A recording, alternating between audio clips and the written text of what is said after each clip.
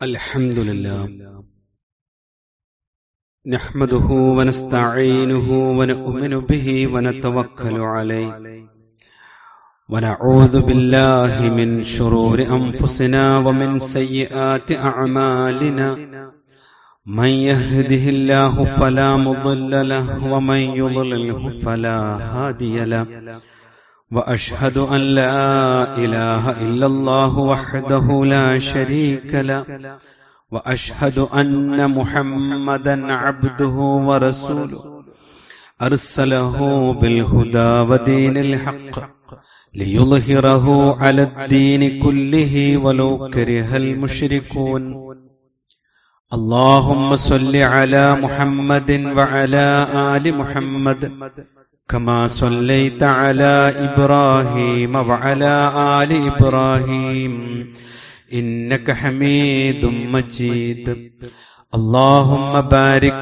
على محمد وعلى آل محمد كما باركت على إبراهيم وعلى آل إبراهيم إنك حميد مجيد أما بعد فإن خير الكلام كلام الله وخير الهدي هدي محمد صلى الله عليه وسلم وشر الأمور محدثاتها وكل محدثة بدعة أعوذ بالله من الشيطان الرجيم بسم الله الرحمن الرحيم يا أيها الذين آمنوا اتقوا الله حق تقاته ولا تموتن إلا وأنتم مسلمون والذين إذا أنفقوا لم يسرفوا ولم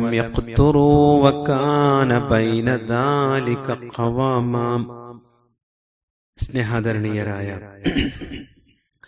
സത്യവിശ്വാസി വിശ്വാസിനികളെ, അള്ളാഹുവിന്റെ വിധിവിലക്കുകൾ ജീവിതത്തിന്റെ സകല മേഖലകളിലും കാത്തു സൂക്ഷിക്കണേ എന്ന് ആദ്യമായി സ്വന്തത്തോട് തന്നെയും ഓരോരുത്തരോടും പ്രത്യേകമായി ഓർമ്മപ്പെടുത്തുകയാണ്, വസിയ്യത്ത് ചെയ്യുകയാണ്. വലിയ വലിയ സാമ്പത്തിക തട്ടിപ്പുകളെ കുറിച്ചുള്ള വാർത്തകൾ മീഡിയകളിൽ നിറഞ്ഞു നിൽക്കുകയാണ്. വിദ്യാഭ്യാസവും സമൂഹത്തിൽ ഉന്നത പദവികൾ ഉള്ള ആളുകൾ വരെ തട്ടിപ്പിന് വിധേയരായിട്ടുണ്ട് എന്ന് നമ്മളൊക്കെ കേൾക്കുകയും അറിയുകയും ഒക്കെ ചെയ്യുന്നുണ്ട്. പണത്തിന് മനുഷ്യജീവിതത്തിൽ ആവശ്യങ്ങൾ ഏറെയാണ്. നമ്മുടെ ജീവിതം തന്നെ പല നിലക്കുള്ള ഇടപാടുകൾ കൊണ്ട് നിറഞ്ഞതാണ്. അതുകൊണ്ട് തന്നെ ജീവിതത്തിൽ സാമ്പത്തികമായ ഉയർച്ചയും താഴ്ചയും, അതിന്റെ ലഭ്യതയും അതിന്റെ ലഭ്യതക്കുറവുമൊക്കെ അല്ലാഹു സുബ്ഹാനഹു വ തആല നമ്മുടെ ജീവിതത്തിന്റെ സ്വർഗ നരകങ്ങൾ തീരുമാനിക്കുന്നതിന്റെ പ്രധാന ഘടകമായി നിശ്ചയിച്ചിട്ടുണ്ട്. അതുകൊണ്ട് തന്നെ സഹോദരങ്ങളെ, ഓരോ സന്ദർഭങ്ങളിലും നമ്മുടെ ജീവിതത്തിൽ ഇസ്ലാം എന്താണ് നമ്മോട് ആവശ്യപ്പെടുന്നത് എന്ന് വളരെ ഗൗരവത്തിൽ നമ്മൾ ആലോചിക്കണം. പല നിലക്കുള്ള സാമ്പത്തിക ബുദ്ധിമുട്ടുകളും പ്രയാസങ്ങളും വർദ്ധിച്ചുകൊണ്ടിരിക്കുന്ന ഒരു കാലഘട്ടം കൂടിയാണ് ഇത്. അതുകൊണ്ട് തന്നെ ഇത്തരം വാർത്തകൾ കേൾക്കുമ്പോൾ ന്യായമായ കാരണത്തിന്റെ പേരിൽ ബുദ്ധിമുട്ടുന്നവരെ സഹായിക്കാൻ പലരും മടി കാണിക്കാറുണ്ട്. എന്നാൽ ന്യായമായ കാരണമാണെങ്കിൽ പരസ്പരമുള്ള സഹായം അത് ഇസ്ലാമികമായി ഒരു വിശ്വാസിയെ സംബന്ധിച്ചിടത്തോളം അനിവാര്യമാണ് എന്നാണ് പ്രമാണങ്ങൾ പഠിപ്പിക്കുന്നത്. എന്നാൽ ജീവിതത്തിൽ അന്യായമായ ഒരു കാര്യത്തിൽ എത്ര അടുത്ത ആളാണെങ്കിലും നമ്മൾ സഹായിക്കേണ്ടതും ഇല്ല. ഇതാണ് അതിന്റെ മാനദണ്ഡം. വിശുദ്ധ ഖുർആൻ പറഞ്ഞു, വതആവനു അലൽ ബിർരി വത്തഖ്വ, വിശ്വാസികളെ പുണ്യത്തിലും ധർമ്മനിഷ്ഠയിലും നിങ്ങൾ അന്യോന്യം പരസ്പരം സഹായിക്കുക. വലാ തആവനു അലൽ ഇസ്മി വൽ ഉദ്വാൻ, പാപത്തിലും അതിക്രമത്തിലും നിങ്ങൾ പരസ്പരം സഹായിക്കരുത്. വത്തഖുല്ലാഹ്, അള്ളാഹുവിനെ സൂക്ഷിച്ചുകൊണ്ട് നിങ്ങൾ ജീവിക്കണം. ഇന്നല്ലാഹ ശദീദുൽ ഇഖാബ്, കാരണം റഹ്മാനായ റബ്ബ് കഠിനമായി ശിക്ഷിക്കുന്നവനാകുന്നു എന്ന്. അതുകൊണ്ട് പരസ്പരമുള്ള സാമ്പത്തിക മറ്റു ഇതര സഹായങ്ങൾ അള്ളാഹുവിന്റെ ഇഹപര സഹായങ്ങൾ ലഭിക്കാൻ കാരണമാകും. അത് ചെയ്തില്ലെങ്കിലോ അള്ളാഹുവിന്റെ സഹായം നഷ്ടപ്പെടാനും അത് കാരണമാകും. റസൂലുള്ളാഹി പറഞ്ഞു, മൻ നഫസ അൻ മുഅ്മിനിൻ ഖുർബത മിൻ ഖുറബിദ് ദുനിയ, ഒരു സത്യവിശ്വാസിയുടെ ദുനിയാവിലെ ഒരു പ്രയാസത്തിന് ഒരാൾ ആശ്വാസം നൽകിയാൽ, അയാൾക്ക് ഒരു സമാധാനം കിട്ടുന്ന രൂപത്തിൽ ഒരു സഹായം നൽകിയാൽ, നഫസല്ലാഹു അൻഹു ഖുർബത മിൻ ഖുറബി യൗമിൽ ഖിയാമ, ആ മനുഷ്യനെ അള്ളാഹു ഖിയാമത്ത് നാളിൽ അവൻ അനുഭവിക്കുന്ന വലിയ പ്രതിസന്ധികളിൽ നിന്ന്, പ്രയാസങ്ങളിൽ നിന്ന് അത് മുഖേന അയാൾക്ക് അള്ളാഹു ആശ്വാസം നൽകുമെന്ന്.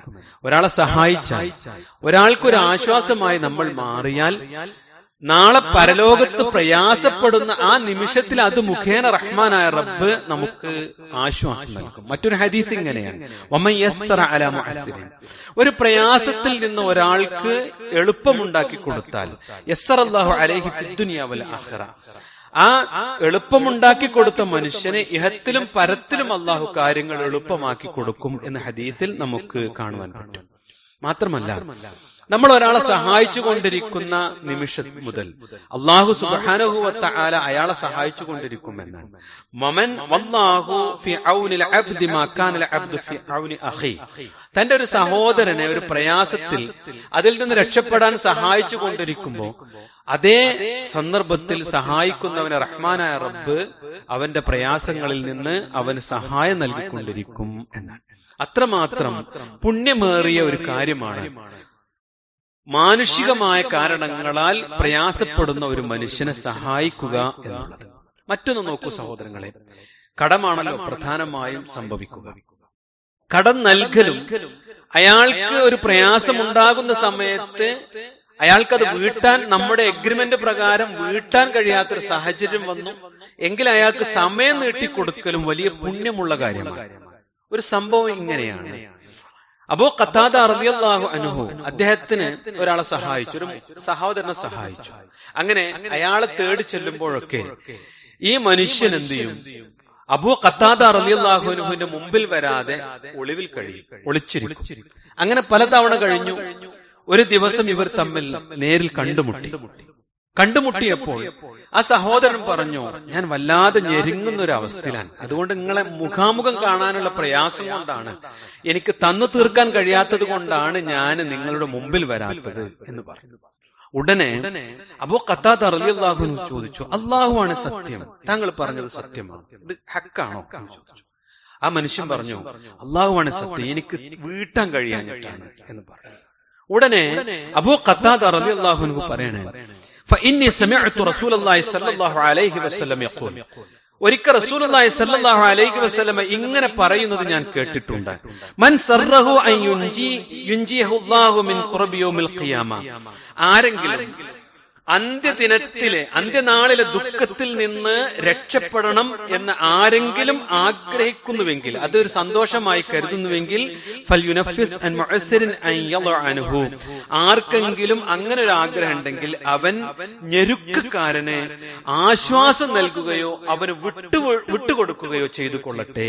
ഇതൊക്കെ പരലോകത്തെ പ്രതിഫലത്തെ കുറിച്ചാണ് അല്ലാഹുവിന്റെ റസൂൽ സല്ലല്ലാഹു അലൈഹി വസല്ലമ സഹാബത്തിനെയും നമ്മെയും പഠിപ്പിക്കുന്നത്. മാത്രമല്ല സഹോദരങ്ങളെ, ഒരാൾക്ക് അവധി നൽകിയാൽ അല്ലാഹു സുബ്ഹാനഹു വ തആല അവന്റെ പാപങ്ങൾ പുറത്തു കൊടുക്കുമെന്നാണ് റസൂൽ സല്ലല്ലാഹു അലൈഹി വസല്ലം പറഞ്ഞു.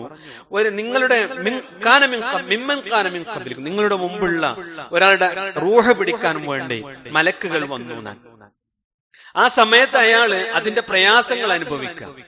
ഉടനെ മലക്കുകൾ അദ്ദേഹത്തോട് ചോദിച്ചു, അമിൽത മിനൽ ഖൈരി ശൈഅ, അല്ലാഹു ചോദിക്കുക, താങ്കൾ വല്ല നന്മയും ചെയ്തിട്ടുണ്ടോ?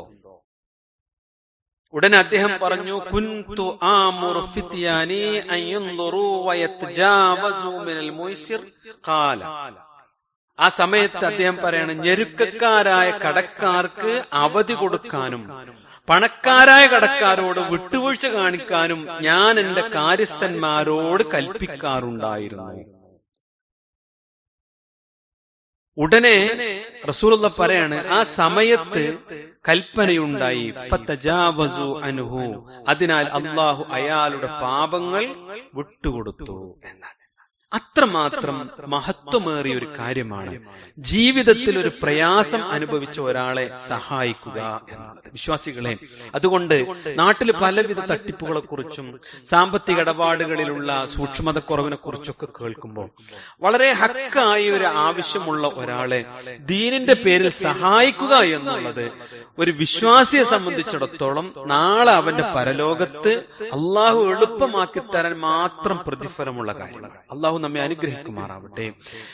അതോടൊപ്പം കടം വാങ്ങുന്ന ആളുകൾ വളരെ ഗൗരവത്തിൽ ചിന്തിക്കേണ്ടുന്ന കാര്യങ്ങളും ഇസ്ലാം പഠിപ്പിക്കുന്നുണ്ട്.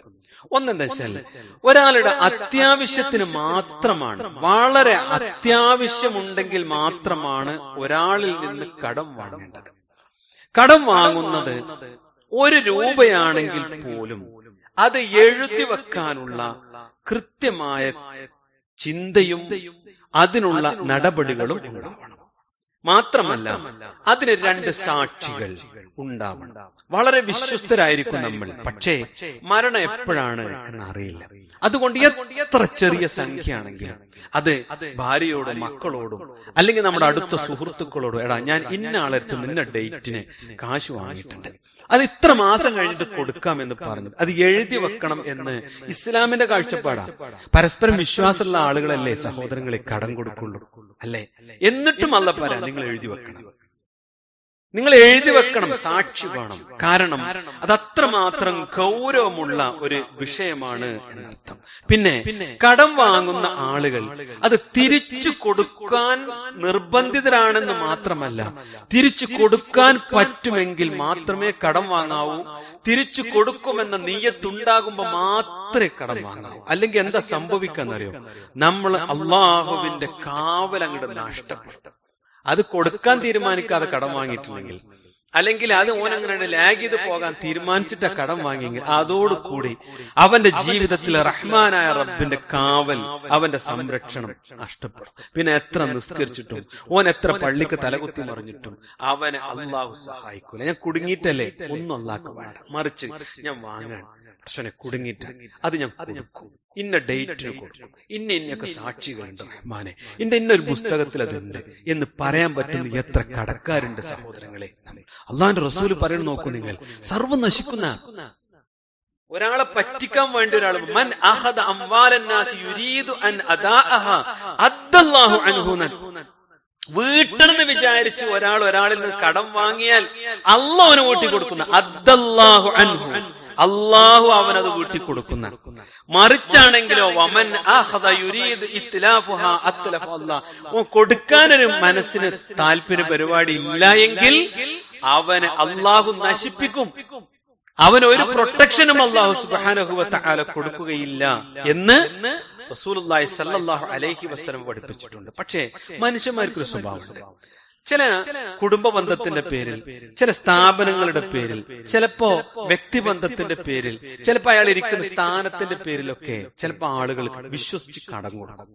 ആ കടം കിട്ടുമെന്നറിയുമ്പോ ഒരറ്റമില്ലാതെ കടം വാങ്ങുന്ന കുറെ മനുഷ്യന്മാര് ആർത്തിമൂത്ത് നടക്കുന്നത് നമ്മൾ കാണും, അല്ലേ?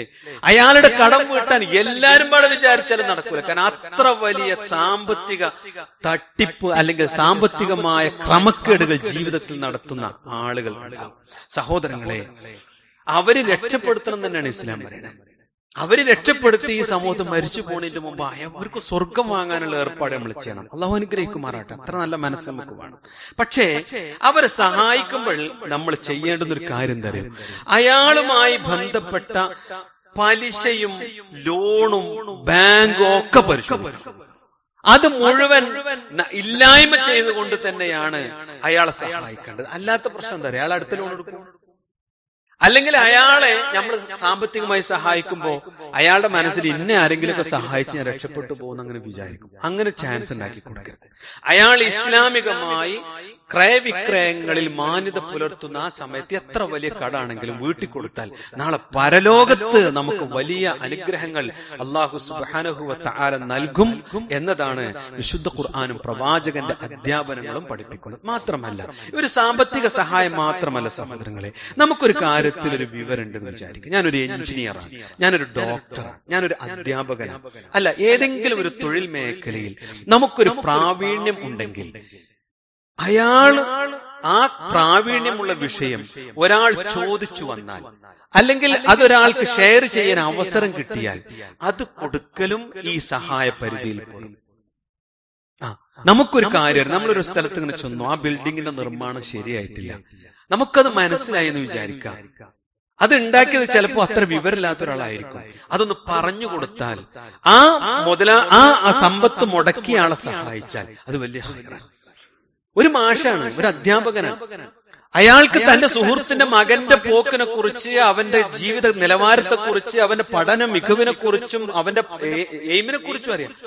അത് പറഞ്ഞു കൊടുത്ത് ഇവനെ ആ രക്ഷിതാവിനെ സഹായിക്കുക എന്നുള്ളത് ഒരു അധ്യാപകന്റെ ഡ്യൂട്ടിയാണ്. ഇങ്ങനെ സഹോദരങ്ങളെ പറഞ്ഞു വന്നത്, ജീവിതത്തിൽ നമുക്ക് റഹ്മാനായ റബ്ബ് വിവിധങ്ങളായ കഴിവുകൾ, സമ്പത്ത് മാത്രമല്ല പലവിധ കഴിവുകളും നൽകി സഹായിച്ചിട്ടുണ്ട്.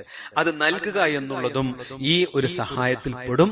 അതുകൊണ്ട് അതും നമ്മൾ ശ്രദ്ധിക്കണം. നമ്മൾ പിശുക്കന്മാരാകരുത് എന്നാണ് അടിസ്ഥാനപരമായി പറയാം. ഒരു വിഷയത്തിലും പിശുക്ക് കാണിക്കാൻ പാടില്ല. പണത്തിലേക്ക് തന്നെ തിരിച്ചു വരാം. വിശ്വാസികളെ, ഇത്തരം കാലങ്ങളിൽ നാം ജീവിക്കുമ്പോൾ ഒരു വിശ്വാസിയുടെ പണത്തോടുള്ള നിലപാട് നമ്മൾ അറിയണം. ഒന്നാമതായി അറിയേണ്ടത്, എന്റെ പോക്കറ്റിലുള്ള പണം, എന്റെ അക്കൗണ്ടിലുള്ള പണം സ്ഥലമായി കിടക്കുന്നത്, കോംപ്ലക്സ് ആയി കിടക്കുന്നത്, ഇന്നമാ അംവാലുക്കും വഔലാദുക്കും ഫിത്ന. അല്ലാഹ് പറഞ്ഞു, നിങ്ങളുടെ സ്വത്തും നിങ്ങൾക്ക് അല്ലാഹ് തന്ന മക്കളും നിങ്ങൾക്കുള്ള പരീക്ഷണമാണ്. അത് ഫിത്നയാണ്. ഫിത്ന എന്ന് പറഞ്ഞാൽ പരീക്ഷണം എന്നാണ്. അതായത് നിങ്ങൾ ചോദ്യം ചെയ്യപ്പെടുന്ന വിഷയമാണ് നാളെ പരലോകത്ത് എന്നത് നമ്മൾ അറിയണം. രണ്ടാമത്, മിതമായി കൈകാര്യം ചെയ്യുന്നവനാണ് യഥാർത്ഥ മുഅ്മിൻ. എന്തൊക്കെ അനുഗ്രഹം ഉണ്ടോ അത് മിതമായി ചെലവഴിക്കുക. വല്ലദീന, ഒരു കൂട്ടരെ കുറിച്ചുള്ള പറ, ഇദാ അൻഫഖൂ, അവർ ചെലവഴിക്കുകയാണെങ്കിൽ ലം യുസ്രിഫൂ വലം യഖ്തുറൂ വകാന ബൈന ദാലിക ഖവാമ. മുഅ്മിനാരാ, അവൻ അല്ലാഹു സുബ്ഹാനഹു വ തആല നൽകിയിട്ടുള്ള അനുഗ്രഹങ്ങൾ, സമ്പത്ത് പ്രത്യേകിച്ച്, അത് അവൻ ചെലവഴിക്കുമ്പോ അമിതവ്യയം നടത്തുകയില്ല. എന്നാൽ പിശുക്കി ആർക്കും ലഭിക്കാത്തൊരു സാഹചര്യം അവൻ സൃഷ്ടിക്കൂല. എന്നിട്ട് അല്ലാഹ് പറഞ്ഞു, വകാന ബൈന ദാലിക ഖവാമ, അതിന് ഇടയിലുള്ള ഒരു മിതമായ നിലപാടായിരിക്കും അവന് ഉണ്ടാവുക. അതാണ് മുഅ്മിനിന്റെ ലക്ഷണം. ഇനി മൂന്നാമത്, സാമ്പത്തികമായി നാം ശ്രദ്ധിക്കേണ്ട കാര്യം, വരവും ചെലവും അത് ഹറാമിന്റെ ഒരു വഴിയിൽ അല്ല എന്ന് ഉറപ്പുവരുത്തുക. ഒരു അന്യന്റെ സങ്കടപ്പെട്ട ഒരു പണം എന്റെ ഇതിലില്ല, അവന് കൂലി കൊടുക്കാത്തതിന്റെ, കൂലി വൈകിച്ചതിന്റെ, ശമ്പളം വൈകിച്ചതിന്റെ ഒരു നെടുവീർപ്പ് അവൻ നൽകിയ ജോലിയിൽ നിന്ന് എനിക്ക് കിട്ടിയിട്ടില്ല എന്ന് ഉറപ്പുവരുത്തണം. അത് അള്ളാഹുവിന്റെ റസൂൽ പറഞ്ഞത്, വിയർപ്പുണങ്ങുന്നതിന് മുൻപ് കൂലി കൊടുക്കണം. എത്ര സുന്ദരമാണ് ആ വാക്ക്. ഒന്ന് കൊടുത്തു നോക്കൂ സഹോദരങ്ങളെ, ഒന്ന് വിഷമിപ്പിക്കാതെ ശമ്പളം നേരത്തെ കൊടുത്തു നോക്ക്. അവനുണ്ടാകുന്ന സന്തോഷമുണ്ട്, അവന്റെ ഒരു പ്രാർത്ഥന ഉണ്ട്, അവന്റെ പ്രതിസന്ധിക്ക് പരിഹാരമായി. ഒന്നതാണ്. രണ്ടാമത്, ഇത്തരം കാര്യങ്ങളിൽ സഹോദരങ്ങളെ, ഇന്നത്തെ നാട്ടിലെ കച്ചവടല്ലേ, എന്താ ഇതൊക്കെ ഇങ്ങനെയൊക്കെ തന്നെ പറ്റുള്ളൂ അല്ലെ, ഇതല്ലേ നിലപാട്. എന്നിട്ട് എല്ലാം വാരിക്കൂട്ടി, എന്നിട്ട് കുറെ സക്കാത്ത് കൊടുക്കും, കുറെ സ്വതക്ക കൊടുക്കും, എല്ലാ പള്ളിക്കും സംഭാവന കൊടുക്കും, ഒക്കെ ഉണ്ടാവും. പക്ഷേ ആ കൂട്ടി വെച്ചതില് ഹറാമും ഹലാലും നോക്കാത്തതുണ്ടോ അള്ളാഹു സ്വീകരിക്കുകയില്ല. നാളെ പരലോകത്ത് 4 പ്രധാന ചോദ്യങ്ങളിൽ ഒരു ചോദ്യം, മിൻ ഐന ഇക്തസബ് വഫീമ അൻഫഖ്, നീ എവിടുന്ന് സമ്പാദിച്ചു, എവിടെയൊക്കെ നീ അത് ചെലവഴിച്ചു എന്ന് അള്ളാഹു ചോദിക്കും. നാലാമത്തെ കാര്യം, ഉള്ളത് കൊണ്ട് ജീവിക്കാൻ പഠിക്കണം. വലിയ വലിയ പണക്കാരും സൗകര്യമുള്ള ആളുകളും ഒക്കെ ഉണ്ടാവും. അവരെ പ്രയാസങ്ങളൊന്നും ആരും കാണില്ല. പക്ഷെ ഭൗതികമായ കാഴ്ചയായിരിക്കും. അള്ളാഹു റസൂൽ പറഞ്ഞു, ഉൻദുറു ഇലാ മൻ ഹുവ അസ്ഫല മിൻകും. നിന്നേക്കാൾ സാമ്പത്തികമായി, ശാരീരികമായി, വിദ്യാഭ്യാസപരമായി ഒക്കെ കുറവുള്ള ആളുകളെ ഇങ്ങനെ വീക്ഷിക്കാം. വലാ തൻദുറു ഇലാ മൻ ഹുവ ഫൗഖ. നിന്നേക്കാൾ ഉയർന്നവരിലേക്ക് നീ ചിന്തിക്കേണ്ടതില്ല. കാരണം അല്ലാഹു സുബ്ഹാനഹു വ തആല നിനക്ക് തന്ന അനുഗ്രഹങ്ങൾക്ക് നന്ദി കാണിക്കാൻ അതുകൊണ്ടേ പറ്റുള്ളൂ. അപ്പോ ശരീരം മുഴുവല്ല ഒരാള് വൈകല്യം കാണുമ്പോൾ അൽഹംദുലില്ലാ അവന് കിട്ടിയ സന്തോഷം എത്രയായിരിക്കും. അള്ളാഹു ആ സഹോദരനും പുറത്തു കൊടുക്കട്ടെ, അല്ലെങ്കിൽ അവനും അനുഗ്രഹം കൊടുക്കട്ടെ എന്ന് പ്രാർത്ഥിക്കുന്നിടത്തേക്ക് നമ്മൾ എത്തണം. സഹോദരങ്ങളെ, കയ്യിലുള്ളത് കൊണ്ട് വീടും ബിസിനസ്സും തുടങ്ങാം. ഇന്ന് നാട്ടിൽ അങ്ങനെയല്ല. 10 ലക്ഷം റുപ്യ ആകണ്ടാവുള്ളൂ, 50 ലക്ഷം റുപ്യന്റെ ബിസിനസ്സും തുടങ്ങും, അല്ലെ?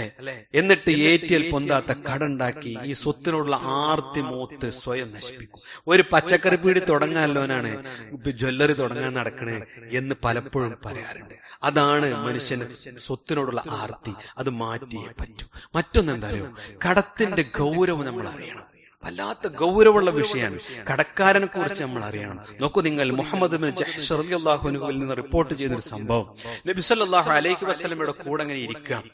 അപ്പോ റസൂലുള്ളാഹി ഇങ്ങനെ ആകാശത്തേക്ക് തല ഉയർത്തി നെറ്റിയിൽ കൈവച്ച് ഇപ്രകാരം ഇങ്ങനെ പറയാ, സുബ്ഹാനല്ലാഹ് മാദാ നുസ്സില മിനത്ത് തശ്ദീദ്. എന്തൊരു കഠിനമായതാ റബ്ബേ ഈ ഇറങ്ങണത് എന്ന് പറഞ്ഞ് പ്രവാചകൻ വല്ലാതെ അസ്വസ്ഥനായി. അങ്ങനെ അത് കണ്ടപ്പോ സഹാബത്തൊന്നും മിണ്ടില്ല. പിറ്റേ ദിവസം സഹാബത്ത് നബി സല്ലല്ലാഹു അലൈഹി വസല്ലമയെ ശാന്തനായി കണ്ടപ്പോ റസൂലുള്ളാഹിനോട് ചോദിച്ചു, അല്ലാഹുവിന്റെ റസൂലേ, എന്താ നിങ്ങൾ ഇന്നലെ ഉണ്ടായത്, എന്താ പ്രശ്നം എന്നാണ്. ഉടനെ റസൂലുള്ളാഹി സ്വല്ലല്ലാഹു അലൈഹി വസല്ലം പറയാ, വല്ലദീ നഫ്സി ബിയദി, അല്ലാഹുവാണ് സത്യം, ലൗ അന്ന റജുലൻ ഖുത്തില ഫീ സബീലില്ലാഹ്, ഒരാൾ അല്ലാഹുവിന്റെ മാർഗ്ഗത്തിൽ ഷഹീദായി, സുമ്മ അഹ്യാ സുമ്മ ഖുത്തില, അയാൾ അല്ലാഹു വീണ്ടും ജീവിപ്പിച്ചു, പിന്നെയും അയാൾ ഷഹീദായി, സുമ്മ അഹ്യാ സുമ്മ ഖുത്തില, അയാൾ വീണ്ടും അല്ലാഹു ജീവിപ്പിച്ചു, പിന്നെയും അയാൾ ഷഹീദായി, 3 വട്ടം. പക്ഷേ വഅലൈഹി ദൈനുൻ, പക്ഷെ അയാൾ മരിച്ചപ്പോൾ അയാൾക്ക് കടണ്ടായിരുന്നു. മാ ദഖലൽ ജന്ന, ഓൻ സ്വർഗ്ഗത്തിൽ പ്രവേശിക്കൂല, ഓൻ സ്വർഗത്തിൽ പ്രവേശിക്കുകയില്ല. ഹത്താ യുഖ്ളാ അൻഹു ദൈനഹു, അവന്റെ കടം വീട്ടാതെ. നോക്കി നിങ്ങൾ, 3 തവണ ഒരാൾക്ക് ഷഹീദാഹാൻ അവസരം അല്ലാഹു കൊടുത്തിട്ടും കടണ്ടായിട്ടും സ്വർഗത്തിൽ പ്രവേശിച്ചിട്ടില്ല എന്നാണ്. രക്തസാക്ഷിക്ക് രക്ഷയില്ലാത്തതാണ് ഈ കടം. യുഗ്ഫിറു ലിശ്ശഹീദ് കുല്ലു ദംബിൻ, എന്തൊക്കെ തെറ്റുണ്ടോ ഷഹീദ് അതൊക്കെ പുറത്തു കൊടുക്കും. ഇല്ല ദൈൻ, കടമൊഴികെ എന്നാണ്. കടമൊഴികെ, കടം പുറത്തുകൂല, അത് വീട്ടാതെ. മയ്യത്ത് നിസ്കരിക്കാൻ ഓതൊടുത്ത് റസൂലുള്ളാഹി സഫിൽ വന്നിട്ട് ചോദിച്ചു, ഇത് ആരുടെ മയ്യത്താ, കടണ്ടോ? 2 ദിർഹമിന്റെ ദീനാറിന്റെ കടണ്ടെന്ന് പറഞ്ഞപ്പോ റസൂലുള്ളാഹി സൊല്ലു സാഹിബുക്കും, നിങ്ങളെ സഹോദരൻ നിങ്ങള് നിസ്കരിക്കൂ, ഞാൻ ഇല്ലാന്നാ പറഞ്ഞേ. വീട്ടാന്ന് പറഞ്ഞിട്ടാണ് റസൂലുള്ളാഹി സ്വല്ലല്ലാഹു അലൈഹി വസല്ലമ പഠിപ്പിച്ചത്, നിസ്കരിച്ചത്. നോക്കൂ നിങ്ങൾ, ഒരു പ്രാർത്ഥന അല്ലാഹുവിന്റെ റസൂൽ പറയാം, അല്ലാഹുമ്മ ഇന്നി അഊദു ബിക മിനൽ മഅസമി വൽ മഗ്റം. 2 കാര്യങ്ങളിൽ റസൂലുള്ളാഹി എപ്പോഴും സഹായം ചോദിച്ചിരുന്നു എന്നാണ്. പടച്ചോനെ, ഞാനൊരു പാപിയായി മാറി, തെറ്റ് ചെയ്യുന്ന ഒരാളായി മാറി നിന്നെ കാക്കണേ റബ്ബേ. 2ാമത് പറഞ്ഞു മഗ്റം, ഞാനൊരു കടക്കാരനാകുന്നു പടച്ചോനെ, ഞാനൊരു കടക്കാരനായി പോകുന്നതിനെ പടച്ചോനെ എന്നെ കാക്കണേ എന്ന് നമ്മൾ പ്രാർത്ഥിക്കണ്ടേ സഹോദരങ്ങളെ. അള്ളാഹുവിന്റെ റസൂൽ സല്ലല്ലാഹു അലൈഹി വസല്ലം ഇതിങ്ങനെ വർദ്ധിപ്പിച്ചുകൊണ്ടിരുന്നപ്പോ റസൂലുള്ളാഹിനോട് ചോദിച്ചു സഹാബത്ത്, നബി എന്തെങ്കിലും ഈ പ്രാർത്ഥന എങ്ങനെ പറയണെന്ന്. അവിടെ റസൂലുള്ളാഹി പറഞ്ഞു, ഒരു കടം വന്നുണ്ടാകുന്ന അപകടങ്ങളെ കുറിച്ച് റസൂലുള്ളാഹി പറ, ഇന്ന റജുല ഇദാ ഗരിമ, ഒരാൾക്ക് കടണ്ടായി വിചാരിച്ചോ, ഹദസ ഫകദബ, ഒന്നുണ പറയേണ്ടി വരും. പല ഘട്ടങ്ങളിലും ഒന്നുണങ്ങനെ പറയേണ്ടി വരും. മാത്രല്ല അഖ്ലഫ, അവന് കരാർ വെച്ചിട്ടുണ്ടാവും, ആ കരാർ ലംഘിക്കേണ്ടി വരും. ഇത് 2 ഉണ്ടായാൽ നരകം ഉറപ്പാണ്. അതുകൊണ്ടാണ് റസൂലുള്ളാഹി സ്വല്ലല്ലാഹു അലൈഹി വസല്ലമ നമ്മളോട് പ്രാർത്ഥിക്കാൻ പറഞ്ഞത്. പഠിക്കണേ സഹോദരങ്ങളെ. അല്ലാഹുമ്മ ഇന്നി അഊദു ബിക മിനൽ മഅസമി വൽ മഗ്റം, സദാസമയം നമ്മൾ പ്രാർത്ഥിച്ചു കൊണ്ടിരിക്കണം. മറ്റൊന്ന് സഹോദരങ്ങളെ, ജീവിതത്തിലെ ധൂർത്ത് എന്ന് പറയുന്ന പിശാചിന്റെ വഴിയാണ്. ഇന്ന് സഹോദരങ്ങളെ, കല്യാണങ്ങളൊക്കെ കണ്ട വല്ലാത്ത സങ്കടം വരും, അല്ലേ? എന്തെല്ലാം ധൂർത്താൻ. അല്ലാഹുവിന്റെ റസൂൽ പറഞ്ഞു, ഇന്നൽ മുബദ്ദിരീന കാനൂ മിൻ ഇഖ്വാനി ശൈത്താൻ. ഖുർആൻ ആയത്ത. ധൂർത്തടിക്കണം പിശാചിന്റെ കൂട്ടുകാരനാണ്. വേറൊന്നുമില്ല, ഓനാകെ അള്ളയില്ല, ദീനുമില്ല, റസൂലുമില്ല, സ്വർഗ്ഗമില്ല, ഒന്നുമില്ല. ഓൻ ശൈത്താന്റെ കൂടെ ജീവിക്കുന്ന ആളാ. പിന്നെ എന്തിനാണ് ധൂർത്തിന്റെ പിന്നാലെ നമ്മൾ പോകുന്നത് എന്ന് നമ്മൾ അറിയണം. അതുകൊണ്ട് ദീൻ എന്നത് ദൈനുമായി ബന്ധപ്പെട്ടിട്ടുണ്ട്. ദീൻ എന്ന് പറഞ്ഞ മതമാണ്, ദൈൻ എന്ന് പറഞ്ഞ കടമാണ്. നമ്മുടെ ജീവിതത്തിൽ സാമ്പത്തിക വ്യവഹാരങ്ങൾ, ഓരോ വാർത്ത കേട്ട് നമ്മളിങ്ങനെ ചിരിച്ചു തള്ളണ്ട. ഓൻ കുടുങ്ങി, ഓന്റെ കോടി പോയി, 1000 കോടിന്റെ 1200 കോടിന്റെ അല്ലേ എന്നൊക്കെ പറഞ്ഞ് ചിരിച്ചു തള്ളണ്ട. നമ്മൾ ഒരു ദീനാറിനെ കുറിച്ച് ആലോചിക്കുക. ഞാൻ ആർക്കെങ്കിലും കൊടുക്കാണ്ടോ? ഞാൻ ആരെങ്കിലും വഞ്ചിച്ചിട്ടുണ്ടോ? ചോദിക്കുക. ഒന്ന് മനസ്സിനോട് ചോദിച്ചിട്ട് ആ പുസ്തകത്തിലൊന്ന് എഴുതി വെക്കുക, ഡേറ്റ് വെക്കുക. എന്നിട്ട് മരിക്കുന്നതിന് മുൻപ് കടമില്ലാത്തവനായി, നമ്മുടെ വിശ്വാസം പവിത്രമായതുപോലെ, ഇബാദത്തിൽ ചിട്ടയുള്ളതുപോലെ സാമ്പത്തിക രംഗത്തും വളരെ ശ്രദ്ധയുള്ളവരായി നമ്മൾ ജീവിക്കുക. അല്ലാഹു തൗഫീഖ് നൽകുമാറാവട്ടെ.